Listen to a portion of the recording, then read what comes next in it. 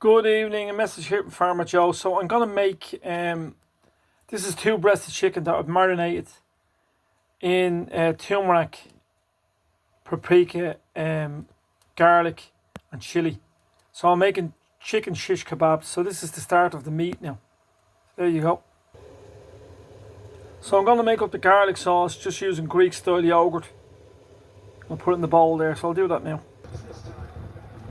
So that's the Greek yogurt now with a bit of spring water added to it.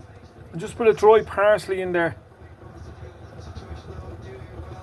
So it's in there now. So that make the garlic sauce. I'll make the chili sauce now with tomato puree, plum tomatoes, bit of chili, dried chili and chili powder there as well. So that there is the chili sauce now all made up.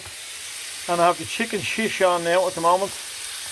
That's my chicken shish. I'll show you all when it's plated up and ready to go. I'm frying that breast of chicken now, the marinated breast of chicken, in an olive oil.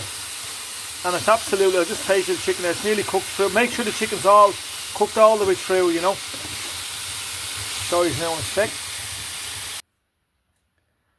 So there you are now, that's my finished product. A healthy chicken shish kebab.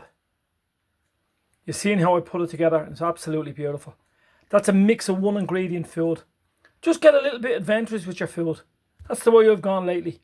That is absolutely tremendous. Now you can get that in most kebab shops that you go around to. You know, rather than go for the bread, the usual kebab, go for something decent. A mix. I'll be doing reviews now fairly soon from some of the places I know.